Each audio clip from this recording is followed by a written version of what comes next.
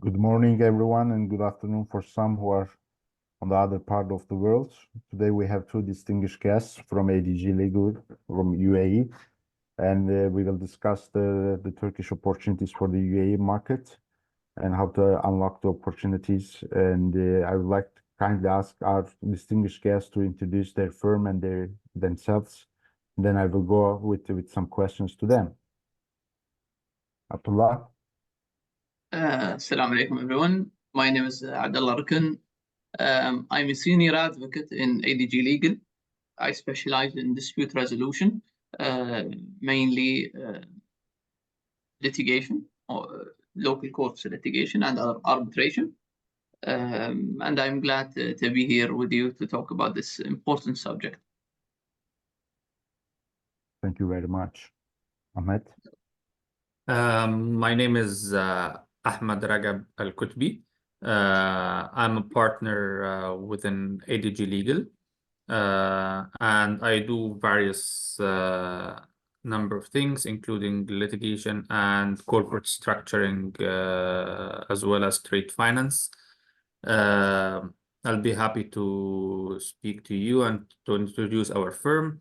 ADG Legal is a U.A.E. headquartered firm, started in 2015 and slowly developed into around 80 lawyers right now in offices across Dubai, Abu Dhabi, Cairo, Alexandria, and a rep office in London, handling our marketing activities in the European community and the United Kingdom.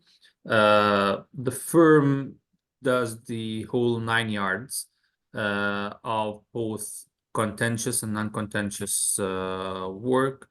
We provide our clients with support in relation to different commercial activities, whether it relates to company setup, structuring, trade finance, multi-jurisdiction collaboration. And if things get bad, we are also capable of handling their litigation, whether in local courts, Arabic-speaking courts, English-speaking courts in the U.A.E., which is something unique that we have, as well as arbitration. We do a lot of industries. Some of it is oil and gas, insurance, banking.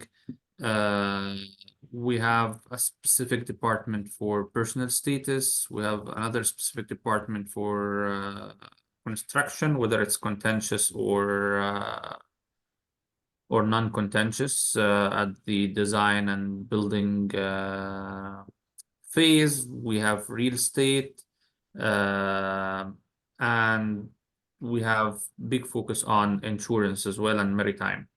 General insurance and maritime and shipping partners. For some time, we have been very active with a lot of Turkish clients, doing business for them and assisting them opening business in the U.A.E., and also assisting number of Turkish clients in their litigation in the U.A.E.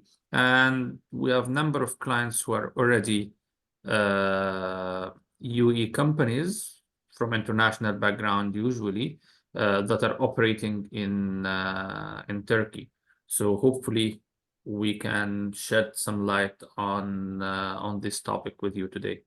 Yeah, that's great that we know that there is a business interest, vice versa, between and among the countries, and the Turkish investors are looking for some opportunities in U.A.E.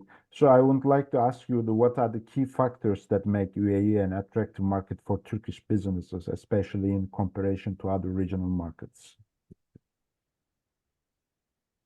Well, one of the key things for the U.A.E. that it has located for a very long time. U.A.E. has located itself as a bridge between the East and the West, from Asia to the Middle East to North Africa. The UAE and specifically Dubai has located itself through its Jebel Ali port and its airport arrangement and a lot of facilities as a hub for business.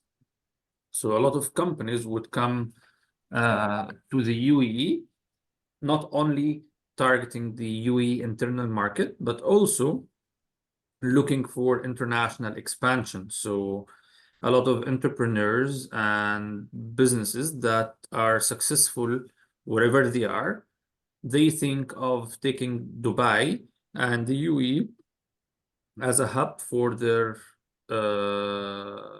export services and for expansion. This was fed for a long time by the favorable laws and the very dynamic and modern regulations, as well as zero tax until practically the beginning of this year. Even with the introduction of corporate tax recently, you can still see that it is on the lower end, and there are a lot of reliefs that allow companies to operate without carrying a lot of burden on taxes. So this makes the UAE market very attractive to Turkish businesses who want to develop and expand outside, either for exporting and having warehousing, logistics within the UAE, or for service industries where they can bring, for instance, tourism to Turkey. They can do collaboration on different joint venture projects. There are a number of projects, we can talk about them a bit later, where both the UAE government or the UAE entities and the Turkish entities are doing joint ventures for solar energy and for different activities in different parts of the world. And this is being promoted day after another, especially after the visit of the Turkish president to the UAE in, I believe, somewhere in 2023, which was followed by announcement of a collaboration committee that is being that is underseeing and overcoming any issues and promoting the trade between the two countries. Mm-hmm. Could you a little elaborate on the current economic landscape of UAE and how it presents the opportunities for specifically for the Turkish businesses? Sure. So right now, the UAE has let's say, a unique set of legal and political systems. So the way things are dealt with in the economic landscape in the UAE is that it's basically giving whatever it can to support companies and traders across the UAE and everyone who wants to come in the UAE. So if you go to, let's say, Dubai or Abu Dhabi even, you'd see that there are two different and completely different landscapes that govern and regulate the commercial sector. So you'd see the mainland, where you establish companies and conduct commercial transactions that are governed under civil law system, that is the UAE legal system, and you can go to any financial free zone, such as the IFC in Dubai or the ADGM, the Abu Dhabi Global Market. So whatever suits you, you can go to that particular regulatory system. The ADGM and the IFC are two jurisdictions that are governed by common law. So this gives you the ability, if you're not quite confident or you do not quite understand the civil law system that governs the UAE, and you prefer conducting business in a common law environment, then you're welcome to do that. Those financial free zones apply mostly English laws that are, let's say, more business friendly and understanding of complex commercial transactions. This is one way to put it. Another way to put it is as well, there are other or more than 30 free zones across the UAE, the 7 Emirates, where you can establish businesses with each having its own unique set of rules and that are very attractive to businesses even across the world. So establishing any business in those free zones could give you many benefits. Some of them would exempt you from certain taxes. Others would have very low costs of establishing your company. So basically, it's a very attractive economic landscape, the UAE, which invites globally whatever company in whatever country it wants to operate in the UAE, and it has been this way through its entire history. We've been always welcoming any nationality, any ethnicity from all over the world. Even the UAE people as citizens are welcoming to whatever background you are from, especially Turkey, since Turkey has many mutual characteristics that are even the same as us. We're all Muslims, so this bonds us at the same time. So I would summarize everything that is related to the economic and landscape of the UAE and its attractiveness in saying that this is one of the UAE core elements and characteristics, that is welcoming everyone in the UAE and preparing whatever we can in order to help them in establishing businesses and conducting businesses here in the UAE. And from the Turkish side, depending on some political tensions, there might be some common misconceptions or challenges that the Turkey businesses might face when entering to the UAE market. Do you think is there any misconception or any challenge for the Turkish businesses, and how they can be effectively addressed? We usually do not see much challenges for our Turkish clients, except sometimes for the language barrier when most of the back office in Turkey are not having very good command of Arabic or English. Also, sometimes the currency situation where we have seen some changes in the Turkish lira in the past few years, which affected doing business in the UAE as well. Cost of setting up business in the UAE might be seen as a bit more expensive than back home for our clients in Turkey.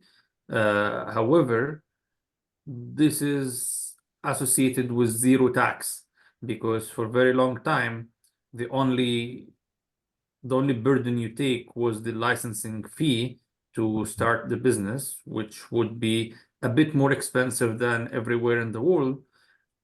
But if you are bigger, the bigger you are, the less problematic it is. So in one way, it is promoting the bigger players than the smaller player, because whether you make 1 billion or you make 1 million, your yearly contribution will almost be the same. So be big, trade bigger, and then you can move forward. But in general, the U.A.E. is a very welcoming environment, as Abdullah said. It is very international. People from different languages, religions, backgrounds, everything can operate in a very friendly manner, usually without any issues. Okay, thank you very much. So, by means of the industry bases, are there specific industries or the sectors within the U.A.E. that you believe hold particularly promising opportunities for the Turkish businesses, and why? Yeah, so this is an interesting question. The construction area in the U.A.E. is expanding and has been expanding ever since we know it. We know that Turkey is well in the construction and interior designing sector. This is one sector that Turkish businesses could benefit in the U.A.E. market, especially since the quality of material used in Turkish industries could be quite high, and the U.A.E.'s standards are quite high. So some other countries, if let's say, we won't name any, but Turkey as a country that is very developed in this sector, would the Turkish businesses would benefit from dealing with the U.A.E. in this sector. Another sector is textile as well.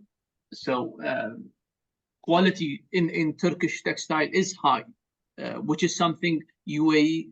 consumers seek always. Another is tourism, as Ahmed said earlier.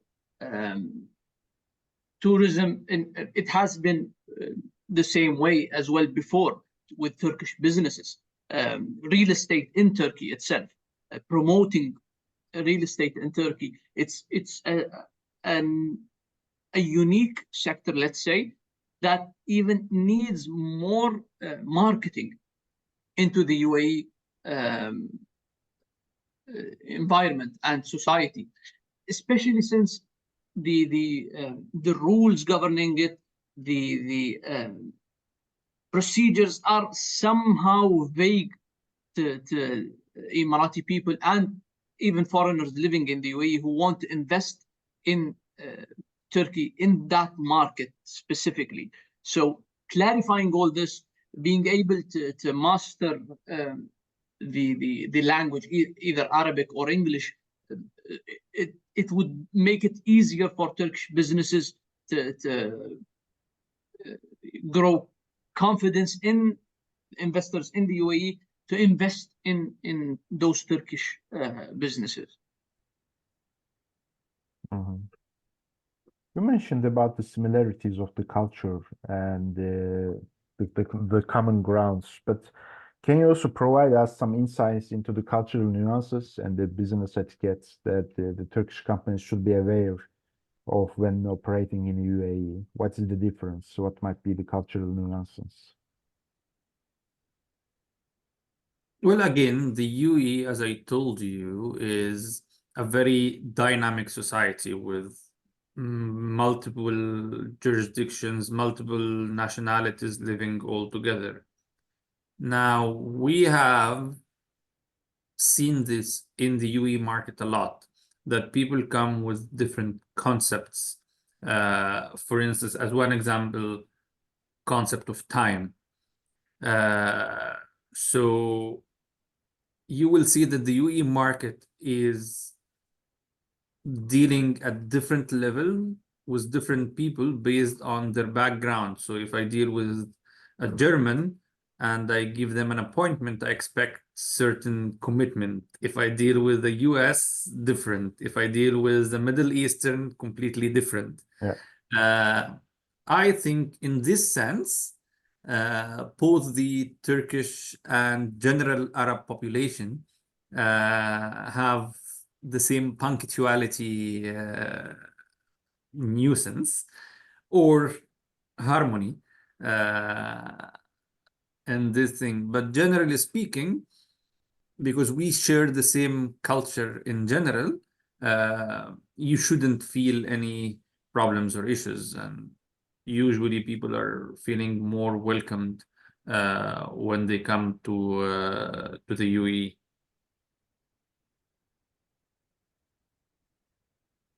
In terms of the regulatory frameworks and the legal considerations, what are some important aspects that the Turkish businesses need to understand before entering to the market? Yeah, so Turkish businesses, or even any business, should have a clear study on where it wants to operate within the U.A.E. As you know, the U.A.E has 7 emirates. So it's a federal system, but it has each emirate has its own local status with certain local laws and regulations. So first, as a Turkish business, I need to understand where is the most beneficial emirate for me to establish my company. This solely depends on what industry I'm in and what I want from the U.A.E to assist me with. This is one thing. Another thing is, do I want it to be mainland? Do I want the company to be governed by onshore laws, U.A.E laws, or do I want it in a free zone, or do I want it in a financial free zone, such as the DIFC or the ADGM? The U.A.E, as I explained earlier, it has those many regulatory frameworks which you have to acquire a clear understanding of by the help of an attorney that would summarize what suits you better in terms of where to establish your company. Just speaking about data, the World Bank did a survey through the commercial aspect in the U.A.E in 2020. The last survey was in 2020. So the survey was related to what challenges would I as a business face, and starting from establishing a business in the U.A.E and ending with insolvency, if there was insolvency or liquidation or whatever. So the average procedures in order for you to establish a company, an LLC, let's say the simplest form of company in the U.A.E is 2 procedures that would take around 3.5 days to finalize, which is much less than any country in the MENA region. The average procedures in the MENA region are 6.5 procedures, with around 20 days to establish the LLC, which is quite high and more, let's say, than 4 times the amount of time in the U.A.E. Let's say that when we're speaking about tax, it depends on your industry and revenue, but speaking generally, we have VAT, which is 5%. We have excise tax on certain items, and we have corporate tax of 9%. Each has its own conditions. So you have to have that in mind as well. If you wanted to enforce a contract, say that you signed a contract with whatever entity, then they didn't honor their duties and obligations. How fast could you, as an investor, enforce that contract? So the World Bank says that back in 2020, the number of days in which you would have a final judgment and you would be able to enforce that contract is around 400 days, which is also less than 200 days than the average number of in the MENA region as well. So, and if you ask any attorney such as me or anyone in the field, he'll tell you now in 2024, it's even much less than that number because of all the regulations and laws that have been introduced in the last 4 years. In addition to the cheapness of litigating. So the World Bank also has a separate criteria for how much cost would you pay in order to enforce your contract. So on a percentage of 100%, in the MENA region, it's around 25%. In the U.A.E, it's around 21%, which is even less than the MENA region, which makes it more attractive for me as an investor and gives me more comfort knowing that, well, justice will be served soon and it won't cost me much to be able to have a judgment in my favor and enforce it. Mm-hmm. So I need also some tips from you as the legal counsels in the international trade and the foreign investment in the U.A.E. So how do you recommend the Turkish business approach partnership opportunities in U.A.E to maximize the mutual benefits and the long-term success? So recently, the U.A.E has adopted a even more welcoming approach by the new FDI laws, allowing 100% ownership even in mainland. Now, when a client comes, Turkish or otherwise, to us and ask the main question of where should I start business, which was tackled by Abdullah, I tell him, okay, do you want to sell inside the U.A.E or you want to use this as a hub for external business and export? So they say, I want to sell into the U.A.E, then we advise them, okay, then you need to do a mainland company, and then let's see where you want your office, how you want, which industry, which emirate, all of that. If it is being a hub for importing and re-exporting into the region or into somewhere else, then we see what is your business plan? How would be the route? Are you importing and exporting through airlines? So it's better for you to be near a free zone which has an airport, or you are using Jebel Ali, so go to Jebel Ali, or you are using some other Emirates ports, then be there. Will you need immediate forwarding, or you will need warehousing, and where the warehousing is available? Do you need to pay customs, or you don't need to pay customs? What is the business plan? Then we take it from there. Or for many businesses, especially we have seen this with a lot of Turkish business, they are more of service providers. Then there is another set of free zones or mainland based on the clientele of this client, where they can focus and they can choose which specific free zone or which specific area where they want to focus. So each of these is something to consider. Another consideration is how many people will be there. Are you coming with your staff from Turkey or you intend to hire staff from the U.A.E. One of the good things in the U.A.E. is they allow you access to almost everywhere in the world. So you don't need to go and have the employee come from different countries. They are all here. You can have different nationalities, different languages, different understanding within the same company, very accessible. So how many employees do you want? And then this will affect your costing. Do you care much about the cost or no? So when a client come, we would usually sit with them and understand their business plan in the first year, in the first 5 years, and what's your ambition?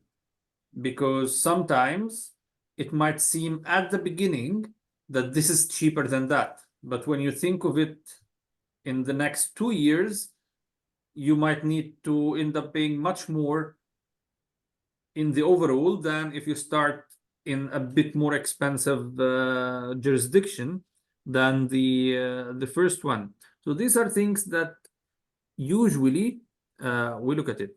On the other hand, a lot of times when you're new into the U.A.E., you don't have the market knowledge.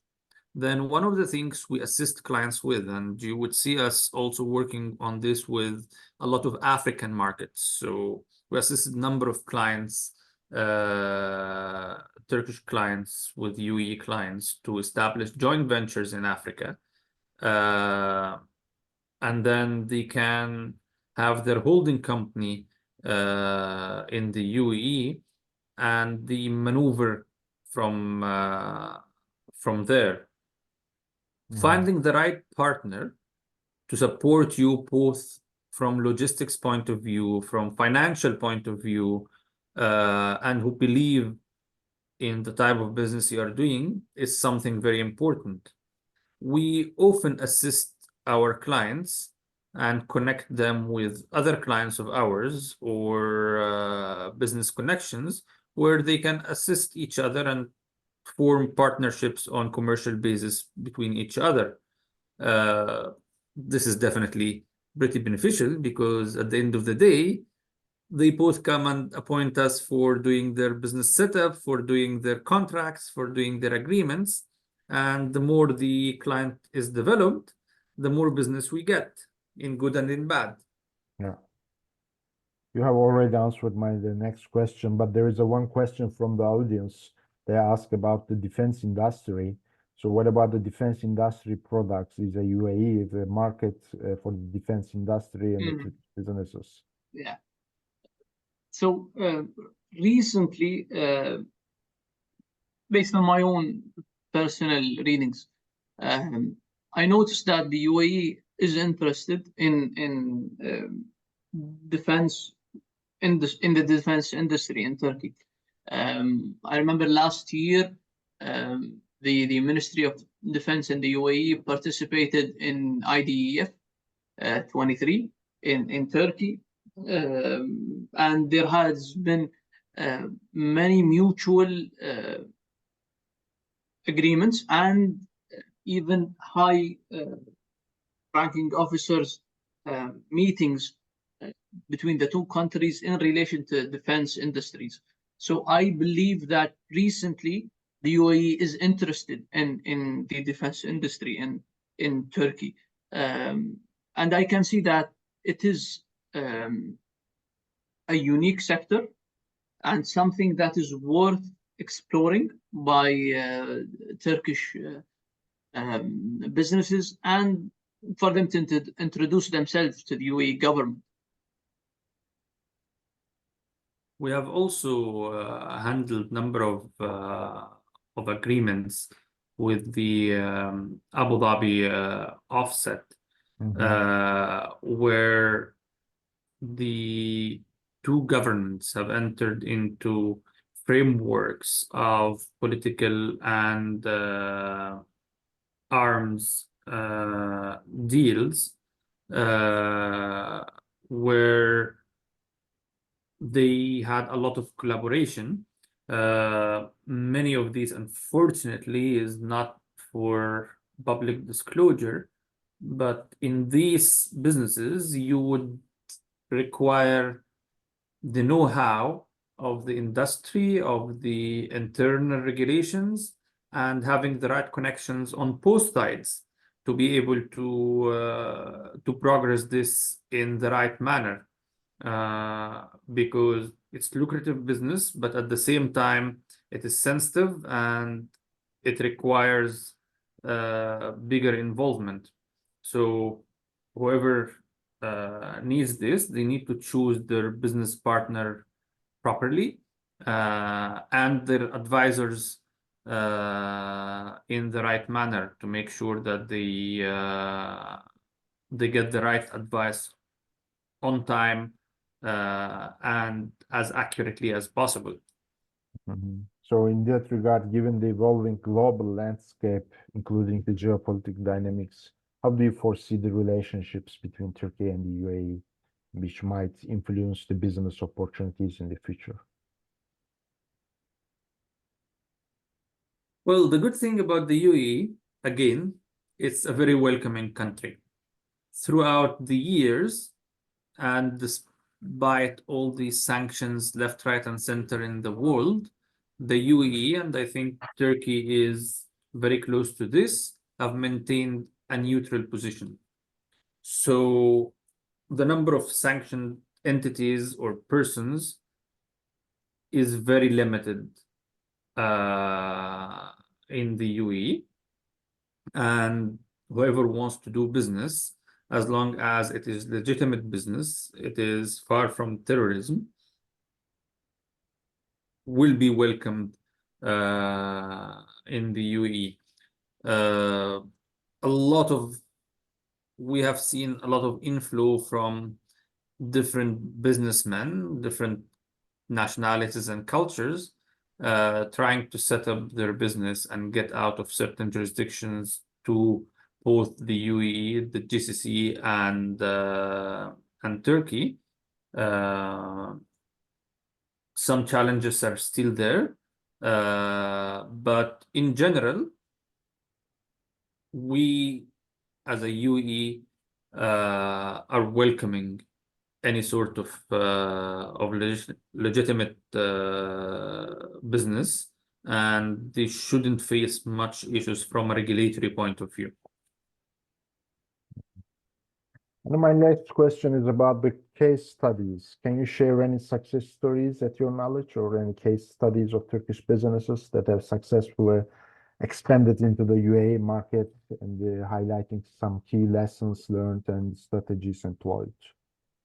I have one story for a client of mine. Strangely, he worked in the cryptocurrency industry. So he worked basically in Bitcoin mining, and he established his business in Germany first, then moved into the U.A.E, and this was even before 2020, where the crypto boom happened. So he wasn't really known at that time. When he tried to expand in the U.A.E, he faced some failed partnerships with foreign investors, which even led him into criminal investigation. So we represented him in the U.A.E and showed the authorities that he never committed any criminal activity, but in fact, everything he did was legitimate. And we explained what the Bitcoin is exactly and what crypto mining is to the authorities, which led to his acquittance in the U.A.E courts, criminal courts. And then even that partner filed civil lawsuits against him and lost everything. So our client emerged victorious at the end and expanded his business more in the U.A.E.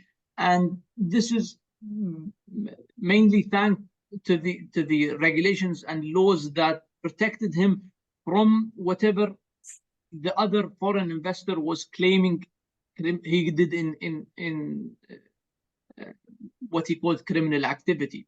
The issue that our client faced in the first instance was that he never reached out to legal representation from the start. The contracts he did them, he conducted them by himself. He drafted those contracts, although they were in millions, tens of millions to be exact. He never reached out to counsel. He conducted business on his own. Didn't do his KYC properly. And that's what made him in the gray zone, let's say, until he was acquitted by the court. So our representation was midway, thankfully not at the end. So what